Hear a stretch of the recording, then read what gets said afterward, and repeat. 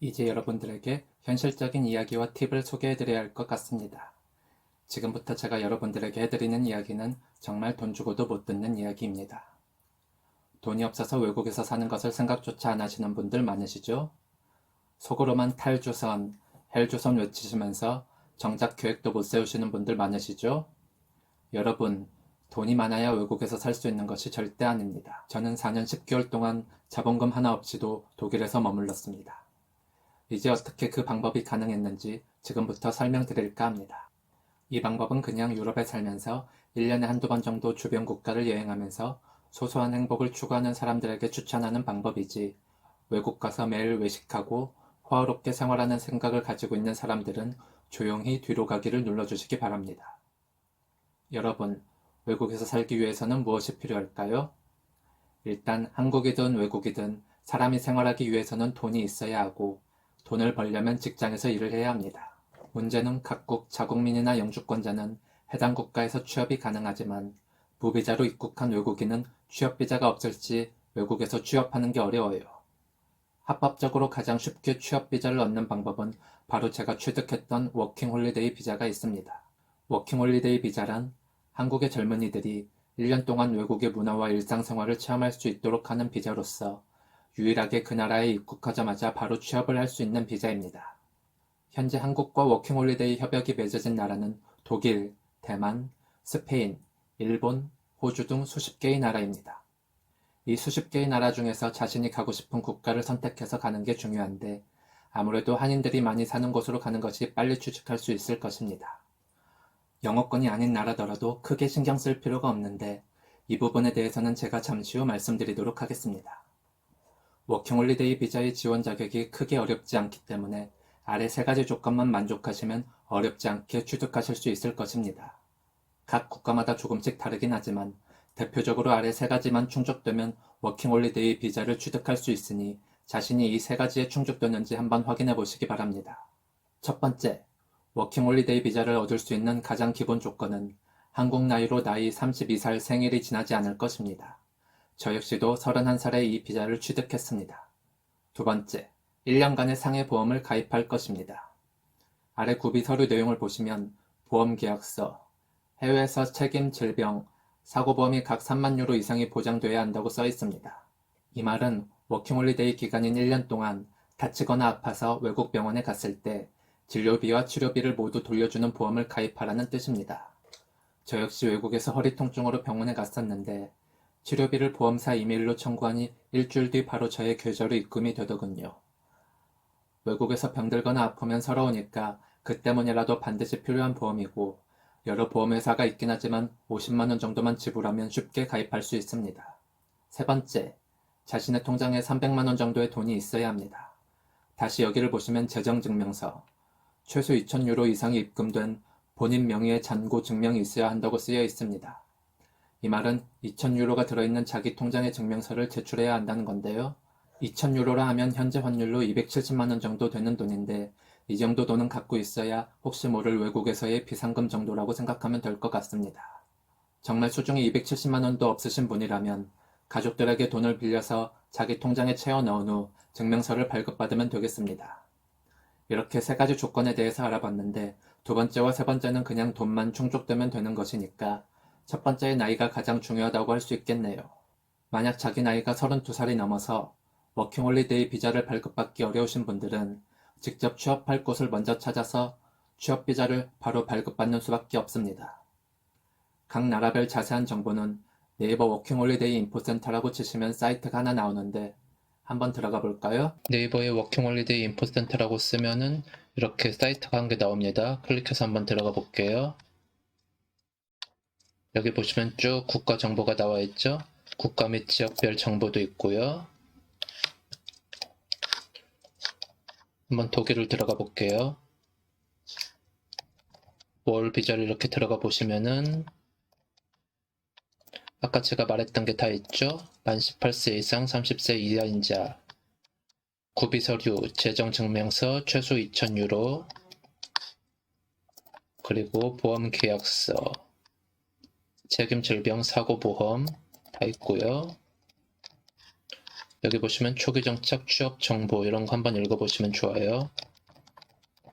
취업 정보를 한번 볼게요. 여기 보시면 독일 한인 정보 사이트 같은 것도 이렇게 쭉 있어요. 이 중에서는 베를린 리포트가 가장 알아주는 사이트예요. 이제 한국에서 해야 할 일은 독일에서 일할 곳을 찾아야 합니다. 각 국가에는 한인들의 커뮤니티 사이트가 있는데요. 아까 제가 말했던 베를린 리포트라는 사이트에 직접 들어가서 취업하는 곳을 찾아보겠습니다. 독일 같은 경우에는 베를린 리포트라는 사이트가 있어요. 한번 들어가 볼게요. 이 베를린 리포트에 들어가 보시면은 아마 각 국가마다 한인 사람들이 가장 많이 이용하는 사이트가 있을 거예요. 독일 같은 경우에는 이렇게 베를린 리포트라는 곳이 있고요. 밑으로 좀 내려보면 여기 보시면 이렇게 생활문답이라고 질문하는 곳도 있고요. 벼룩시장 이제 방 구하는 곳도 있고요. 이제 우리가 봐야 될 곳은 대자보 구인 구직이라는 곳이에요. 한번 클릭해서 들어가 볼게요. 이렇게 보시면 이제 사람들 구하는 구인란이 쭉 나와요. 지금은 코로나 때문에 그렇게 많은 구인 공고가 보이지 않는데 아마 코로나 끝나고 검색하시면은 사람 구한다는 글이 많이 올라올 거예요. 우리처럼 외국어도 잘 모르고 처음 가서 할 수 있는 일들이 그렇게 많지 않아요. 보통은 한인식당이나 한인마트 같은 데서 일하게 되는데 여기 보시면 한식 레스토랑 프랜차이즈 유유미에서 함께 하실 분 이렇게 있죠. 여기를 한번 들어가 볼게요. 들어가 보시면은 이렇게 파트타이머와 정직원을 구하고요. 이제 보시면 정직원은 숙식 제공 가능하죠. 이제 숙식 제공하시는 곳을 들어가야 돼요. 이제 우리는 워킹홀리데이 비자가 있으니까 일할 수 있어요. 주방 경력자 우대이긴 한데 여기 보시면은 주방 경력 없어도 성실한 분이고 오래 가족처럼 일하기 희망하시는 분은 괜찮다고 나와 있네요. 그럼 우리도 지원할 수 있다는 뜻이에요. 이런 것 같은 경우에는 조립 파트를 모집하기는 하는데 보통 설거지나 홀서빙 같은 게 올라오기 때문에 너무 걱정하지 않으셔도 돼요. 여기 보시면은 독일 최저임금으로 기준으로 하며 주 5일 9시간, 식사시간 및 휴식시간 포함, 휴가는 독일 노동법 기준 휴가 보장. 이 정도면 그렇게 나쁘지 않은 조건 같아요. 그래서 서류 접수 방법으로 이렇게 이메일로 직접 접수하셔도 되시고 그리고 얘기가 진척이 되면은 카톡 아이디 같은 것을 교환하셔가지고 보이스톡 같은 것으로도 대화를 이어가셔도 돼요. 이렇게 한인식당이나 마트에서 일을 시작하셔도 되고 자기 능력이 되면 다른 사무직이나 독일 기업에 입사 지원을 하셔도 돼요. 그리고 여유 되시는 분은 월세를 구해서 가셔도 되는데 제가 지금 올리는 영상은 자본금 하나 없이도 독일에 가서 일하는 방법이니까 숙식이 기본 제공되는 곳을 구해야 합니다. 저 같은 경우에도 이렇게 숙식이 제공되는 한인마트에서 일하게 됐습니다. 독일 비행기 티켓은 직항으로 100만원 이상 하는데 저는 돈 아끼려고 60만원짜리 베트남 경유 베트남 항공을 이용했고요. 독일에서 마트 사장님이 직접 저를 픽업하러 오셨고 저는 숙소를 배정받은 이후 시차 적응될 새도 없이 바로 다음날부터 일을 시작했던 것 같아요. 막상 일하다 보면 한인 사장들이 노동 착취를 한다거나 유학생들이 악덕 사장을 만나는 경우가 있다고 하던데 그런 경우에는 한 달 정도만 일할 생각을 하고 다른 일자리를 구하는 것이 좋습니다. 일단 독일 현지에 도착하면 한국에 있을 때보다 일자리를 선택할 수 있는 폭이 매우 넓어지기 때문에 쉽게 다른 일자리를 구할 수 있습니다. 예를 들어 한국에 있었을 때는 대면 면접을 하지 않으면 일하지 못하는 경우가 많았는데 일단 독일에 도착하면 면접을 볼 곳이 엄청 많아진다는 뜻이에요. 그래서 저도 독일에 도착한 지 한 달 만에 마트에서 더 나은 조건인 물류센터로 이직을 하게 됐습니다. 한 달치 월급을 받았으면 그때부터 숙식 제공되는 데서 안 살아도 돼요. 한 집에서 주방 욕실만 공용으로 사용하는 곳은 한 달 월세가 대략 300에서 350유로 정도 되는데 이런 방 구해서 들어가 생활하는 것도 나쁘지 않습니다. 이렇게 더 나은 직장을 구하셨다면 이제부터 더 나은 미래를 위해서 그 나라 언어 공부를 정말 열심히 하셔야 해요.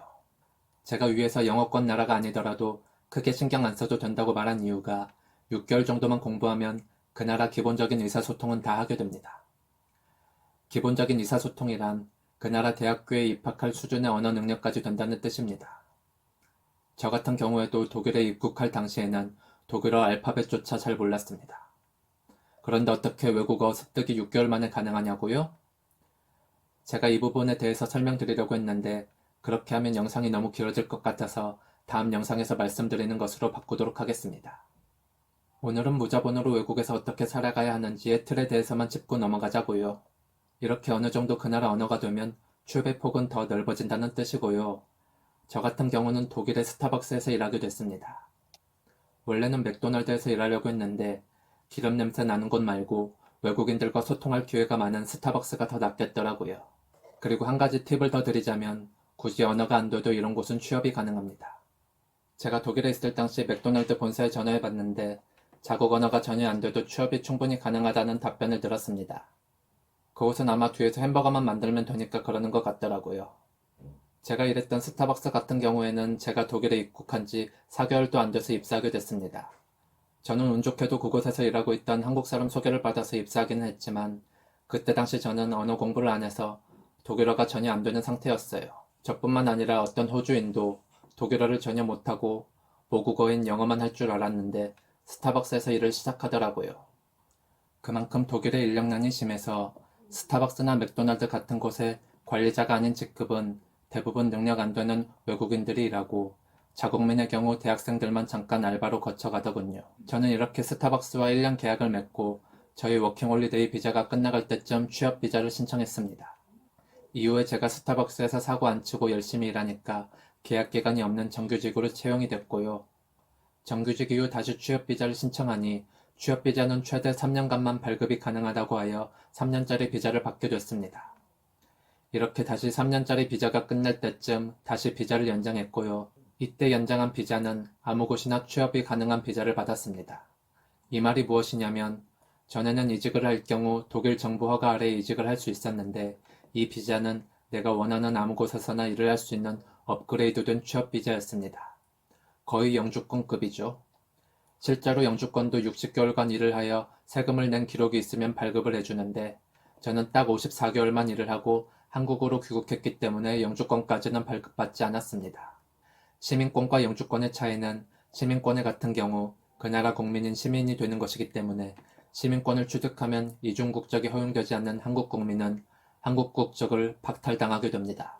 하지만 영주권은 한국 국적을 유지하면서 독일 내에서 사업도 할 수 있고 거의 시민권 수준의 대우를 받는 것이지요. 누군가 독일 영주권의 가치를 돈으로 환산하는 경우 몇 억 이상은 된다고 하더군요. 이렇게 무자금으로 독일에 입국하여 영주권까지 획득할 수 있는 것인데 누군가는 이런 질문을 할 것입니다. 스타벅스에서 일해봤자 그 푼돈으로 어떻게 한 달 생활비를 할 수 있겠냐고요.